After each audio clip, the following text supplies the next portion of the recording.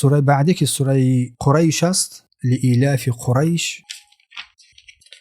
سوره قریش توقیفی است. قریش نامی یکی از قبیله های مشهور و معروفه که در مکه مکرمه بودند. قریش این نام توقیفی است. یا که سوره لإیلاف هم گفته میشه، اجتهادی است. لإیلاف قریش هم توقیفی است، یا که لإیلاف اجتهادی است. عدد آیات های این سوره 4 تا است و در مکه مکرمه نازل شده است و ترتیب نازل شدن این سوره 29 سوره است و ترتیب در قرآن باشد 106 سوره است.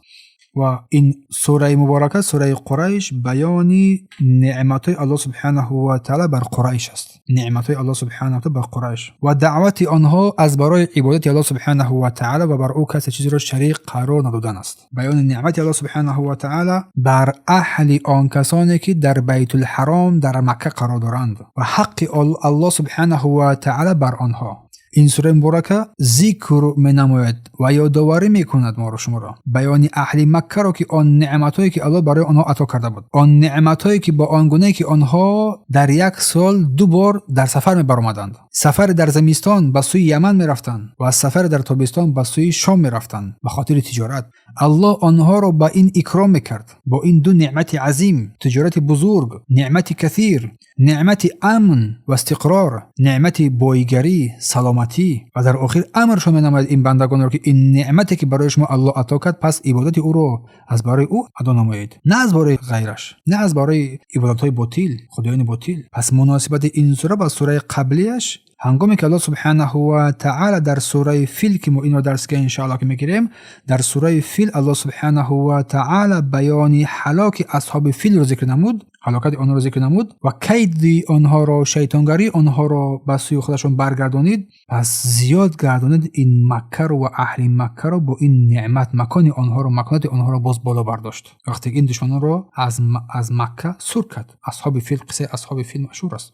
اینکه مردم این قریش را و اهل مکه را بزرگ داشتی با بیشتر کردند. برای همین سوره قریش سپس آمد و آن نعمت هایی که الله برای آنها عطا کرده بود برای آنها منت گذاشت و بیان کرد که مادامی که این نعمتی که الله برای شما عطا کرده است باید شما شکر و سپاس الله را با عبادت او تنها از برای او عبادت را انجام داده قرار بدهید. و در این سوره مبارکه لفظ جلاله الله نآمده است و کلمه قریش تنها در همین سوره ذکر شده است، در غیر از سوره های قرآنی نیست. و شتاء و صیف، زمستان و تابستان تنها در همین سوره ذکر شده است. این لفظ ها الله در اینجا می‌فرماید که لإیلاف قریش، از برای قریش سفرهای است. لإیلاف قریش، چون که بیان کردیم قریش در زمان خود 2 سفر داشتند، یکی به سوی یمن، دیگری به سوی شام سفر میکردند. همین گونه بود. و الله سبحانه و تعالی که فرمود لإیلاف قریش، برای انس و الفت امن قریشیان که تعجب میکنید چون آنها در آن زمان در امن و در امانی بودند، در حالی که امپرای بزرگ فارس، امپرای بزرگ روم در مابین اینا قرار داشتند، که در امانت تام بودند، کامل بودند، در نعمت بزرگ بودند. برای انس و الفت امن قریش متعجب میکنید. ایلافهم رحلت الشتاء و الصیف، الفت و امنشان در سفر زمستان به سوی یمن، در سفر تابستان به سوی شام بود، تجارت میرفتند و کسب و کار میکردند. فلیعبدوا رب هذا البیت، پس مادامی که الله برای آنها این نعمت رو عطا کرد، پس باید شکر و سپاس پروردگار این خانه رو بجا بارند، رو با اخلاص عبادت نمایند. در عبادت الله کسی چیزی را شریک قرار ندهند، در عبادت الله کسی و چیزی را شریک قرار ندهند. الذي اطعمهم من جوع و امن من خوف، آن پروردگاری که آنها را در گرسنگی خورانید و در تشنگی بر آنها را سیراب کرد و آنها را در امن و امان تام قرار داد. پس چرا غیرش را عبادت نمایی؟ لإیلاف قریش، الله سبحانه و تعالی چون که گفتیم برای انس و الفت امن قریش، الله سبحانه و تعالی برای آنها تابستان و زمستان قرار داد.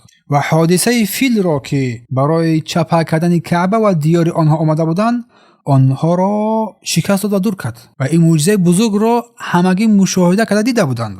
و بر محبت این کعبه و این سرزمین را در قلب‌های مردم قرار داده بود الله سبحانه و تعالی و برای آنها درهای تجارت را گشوده بود و آنها را از گرسنگی و تشنگی و ترس در ایمن نگاه داشته بود الله سبحانه و تعالی. علاوه بر این بیشتری از آنها نپذیرفتند امر الله سبحانه و تعالی هنگامی که وحی آمد. قبول نکردن.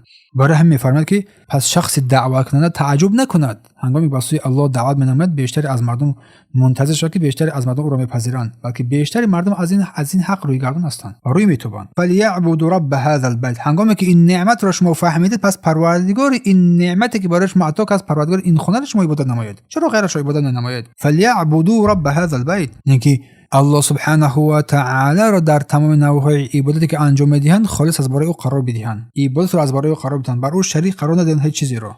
الله گفت فلیعبدوا رب هذا البیت، گفت پروردگار این خانه را عبادت کنند، چون آنها بر این خانه محبت داشتند، اعتراف میکردند یکی از بزرگترین مکانت‌های عظیمی برای آنها در دل‌هایشان جای گرفتگی بود. برای گفت اگر شما واقعا عبادت میکنید پس الله را پروردگار انا همین خانه را کعبه را با اخلاص عبادت نمایید، نه با شرک.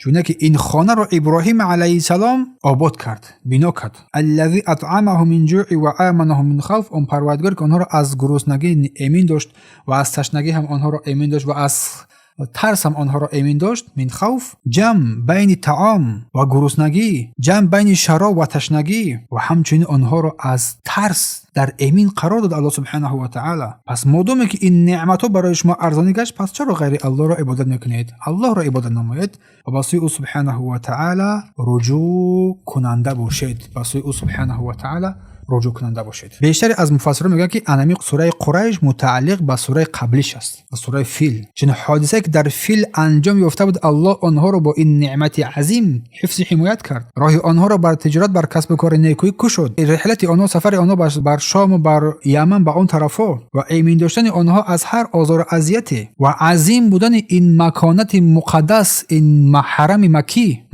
و این کعبه که در اونجا قرار دارد، مکانت جایگاه آن. الله گفت شما واقعا اگر که این مکان را عظیم میشمرید پس عبادت را از برای او خالص قرار بدهید، نه از برای غیرش. شکر واقعی عبادت الله سبحانه و تعالی با اخلاص است، نه با شرک. الله برای آنها رزق داد، امن داد، که بیشتر از نعمت‌هایی که انسان در این دنیا می‌خواهد را آرشون عطا کرد. نعمت‌های بیشتری که انسان بر اون نیاز داره الله برای آن عطا کرده بود.